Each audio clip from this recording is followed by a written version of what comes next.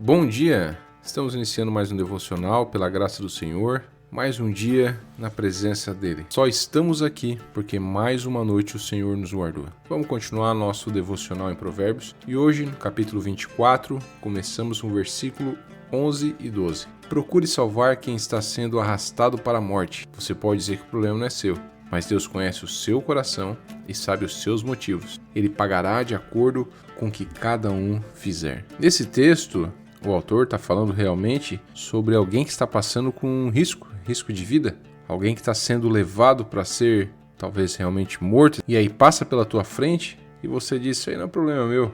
Ele diz que Deus conhece os motivos de você dizer isso. Qual a razão de você estar dizendo isso? Mas trazendo para os nossos dias, para a nossa realidade, vamos olhar no contexto da salvação. Está cheio de pessoas sendo arrastadas para a morte, para o inferno, para o pecado. Estão passando na sua frente, na empresa, alguns até próximo da igreja, outros na rua. Estão próximo de você e vivendo uma vida que está levando direto para o fim. E aí eu digo a mesma coisa que está escrito aqui. Você pode dizer que o problema não é seu. Você pode. Deus dá o livre-arbítrio para você e você pode olhar para a situação e dizer que o problema não é seu. Mas ele diz que Deus conhece o seu coração e sabe os seus motivos. O Senhor sabe por que você diz que o problema não é seu. Pode ser o medo de pregar a palavra, de falar sobre Jesus. Pode ser a sua falta de conhecimento. Você não estuda a palavra, não sabe como se munir para uma situação dessa. E quando vê alguém caminhando para o mal, para o pecado, você não consegue ter nada para falar. Como também pode ser devido às tuas ocupações do dia. Você está tão ocupado com a tua própria vida que não liga para a vida dos outros. Só que ele termina dizendo que Deus pagará de acordo com o que cada um fizer. O bem ou o mal receberemos. Há um pagamento para o bem ou para o mal. Cada ação nossa nós colheremos o resultado, positivo ou negativo. E o Senhor está sempre já efetuando o pagamento. Constantemente nós estamos colhendo aquilo que plantamos. Então eu fico pensando, se você e eu estávamos caminhando para a morte e Cristo estendeu a mão e nos trouxe a vida, por que não deixar? Por que não ser usado?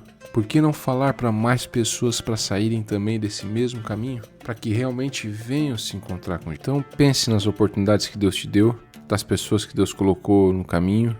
Pense, não perca essa influência que você tem, que Deus te deu em vários lugares. Transitar em vários lugares, essa influência tem um motivo: ganhar almas, salvação de almas. Pense nisso. Versículo 16 diz que a pessoa honesta pode cair muitas vezes, que sempre se levanta de novo. É a força para o recomeçar. Quantas vezes vimos história de pessoas que começaram negócios, quebraram algumas vezes, até realmente acertar exatamente e se levantar de novo. Quantas pessoas nós encontramos na vida, pessoas honestas, mas que levaram alguns sacodes na vida, passaram por dificuldades, casamento, na família, mas devagarinho foram se levantando e ficaram de pé.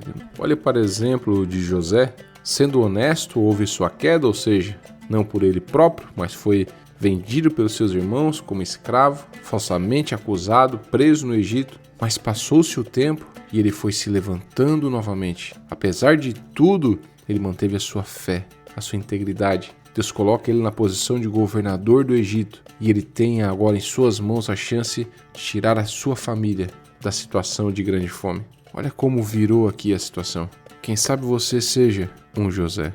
Quem sabe pessoas te colocaram no calabouço. Quem sabe até a tua família mesmo te rejeitou e te jogou no calabouço. Mas essas mesmas histórias continuam a se repetir. O Senhor pode virar essa tua história e colocar você numa posição que agora você vai ajudar em vez de ser ajudado. Olha, por exemplo, também para Davi, um homem segundo o coração de Deus, mas que errou, pecou, passou por uma situação terrível, mas sempre se levantando novamente. Enfrentou muitas adversidades, perseguição pelo rei Saul, que tentou matar ele várias vezes, mas Davi continuou confiando em Deus. Levantar-se é confiar em Deus. Foi ungido rei de Israel, liderou Israel com justiça e fé. Olhe para Pedro. Olha que queda de Pedro. Nega Jesus 3 vezes, mas Jesus restaura Pedro. E Pedro se torna um grande líder da igreja primitiva, pregando com ousadia a palavra do Senhor. É disso que estamos falando. Pessoas honestas podem cair, mas sempre se levantam. Você quer um exemplo no mundo dos negócios para você visualizar melhor esse versículo? Eu lembro na história, na biografia de Steve Jobs, como estava a situação dele nos anos 90. A Apple estava enfrentando uma crise financeira terrível, uma crise de inovação, estava estagnando-se a ponto de Steve Jobs ser demitido da empresa que ele foi cofundador. Você já pensou nisso? Você cria uma empresa e você é demitido da empresa que você ajudou a criar. Mas ele vai lá, ele volta para a Apple em 97, volta com uma visão estratégica, ele foca na simplificação do portfólio de produtos, diminuindo aquele excesso, ele traz a inovação, traz design e como resultado a Apple traz produtos que revolucionaram o mercado. O Mac, o iPod, o iPhone, o iPad, e aí vira uma das empresas mais valiosas do mundo e até hoje está aí esse sucesso. O que eu quero dizer para você? É que se você já caiu, está numa queda, está numa situação difícil, não adianta ficar olhando para essa situação, se remoendo, pensando como veio nisso. Chegou a hora de você se levantar. O Senhor quer te levantar novamente. O Senhor quer te colocar de pé novamente. Só que como vimos nos exemplos bíblicos, todos eles obedeceram ao Senhor. O Senhor quer te restaurar tudo, o Senhor quer te colocar de pé, mas vai ter que ser na obediência, fazendo aquilo que o Senhor quer para a tua vida. Porque do teu jeito, houve a queda, mas do jeito do Senhor virá a vitória para a tua vida. Vamos para mais um versículo? Versículo 17 diz: não fique contente quando o seu inimigo cair na desgraça. Não fique contente. As pessoas com caráter não se alegram quando alguém tropeça, mesmo o seu inimigo tropeçando, mesmo pessoas que não gostam de você. Olhar para uma pessoa abatida pela dificuldade e ficar contente, não. O Senhor está sempre nos observando e Ele vê dentro de nós se há um espírito de vingança. Porque o espírito de vingança não é só agir com as suas próprias mãos. O espírito de vingança também está em se alegrar por ter sido vingado quando algo dá errado com o seu inimigo. O Senhor teve misericórdia de nós. Outrora nós éramos inimigos de Deus. E o Senhor olhou para nós com piedade. O Senhor estendeu a mão. O Senhor nos salvou, nos ajudou.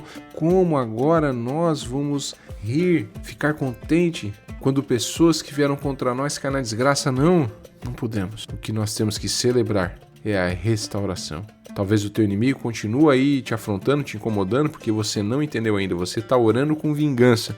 Mas o Senhor está dizendo, não ore por salvação. Da mesma forma que eu salvei você, eu quero salvar ele, eu quero salvar ela. Da mesma forma que eu te restaurei, eu quero restaurar ele, eu quero restaurar ela. É assim que o Senhor trabalha. O Senhor quer o bem de todos, mas é nós que deixamos muitas vezes cairmos na desgraça por não obedecer ao Senhor, por não fazer a sua vontade. Quando você vê o seu próprio inimigo, pessoa que é um desafeto seu numa situação difícil, você tem que se concentrar em lembrar da fragilidade humana. Você tem que olhar e ver que ele caiu nessa situação, mas você também é suscetível às mesmas falhas. Aquilo que nós medimos nos outros, a mesma régua, a Bíblia fala depois da oração do Pai Nosso que da mesma régua seremos medidos. Por isso tenha um olhar de misericórdia com as pessoas. Perdoar da mesma forma que Deus nos perdoou e entregar tudo na mão do Senhor. A justiça é do Senhor. Entrega na mão dele e você vai se surpreender com o que o Senhor faz, com o poder dele para lhe trazer vitória nessa situação. Agora vamos para o último versículo de hoje. Eu quero que você preste muita atenção nisso. Ele é a chave para entender e você vai visualizar lembrando dos últimos anos o que passou no nosso país nas situações da esfera política, jurídica. Preste atenção. Diz assim: meu filho, tema a Deus e respeita as autoridades. Não é para temer as autoridades. Temer é só o Senhor, mas dá o respeito às autoridades. Ele diz: não se envolva com pessoas que se revoltam contra as autoridades, pois no instante eles podem se arruinar. Essas pessoas que tentam se revoltar contra as autoridades, no instante podem se arruinar. E ainda diz: você pode fazer uma ideia da destruição que Deus ou as autoridades podem causar? Meus amigos, isso é um alerta profundo.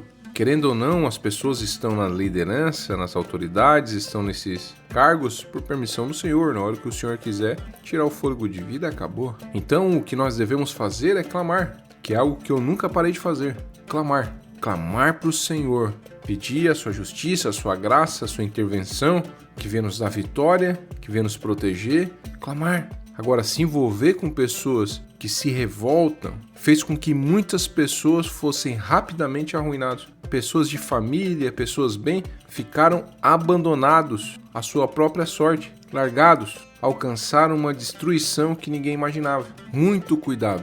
Pense nisso nos próximos anos, muito cuidado para não ser levado pelas ondas, discursos. E aí você vai na onda, você se revolta e depois só você encara a consequência sozinho. A Bíblia já estava alertando isso há muito tempo. Infelizmente, muitos cristãos não observaram isso. Então fique atento. A nossa luta não é contra a carne e contra o sangue. E nessa guerra não são com armas físicas. A nossa luta é contra as hostes espirituais. É contra o inimigo que está atuando ao redor de todas as pessoas, lideranças, tentando influenciar. Essa é a nossa luta. E a ferramenta é a oração, é o clamar, é o jejum. Então fique atento e vigia, é o que eu te peço. Concluímos assim então, mais um dia, mais um devocional. Agradeço a Deus por você estar aqui, estar nos acompanhando, incentivando. Muitas pessoas deixando comentário, me mandando comentários em direct. E eu fico agraciado pela sua oração, pela sua bondade e por você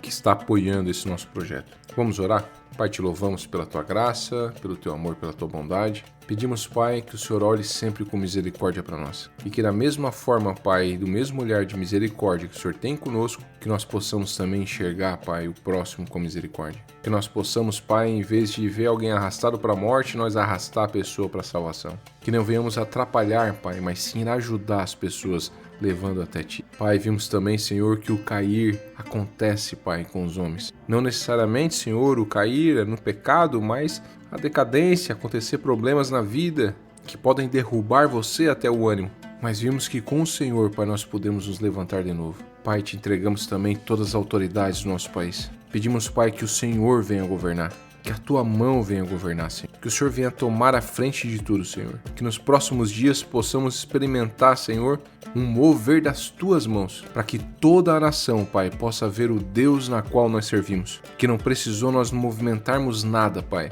a não ser, Senhor, nós dobrar os nossos joelhos e clamar por Ti. Olha com piedade para o nosso país, para a nossa nação. Liberta-nos, Pai. Ajuda-nos, fortaleça-nos. É o que eu te peço em nome de Jesus. Amém.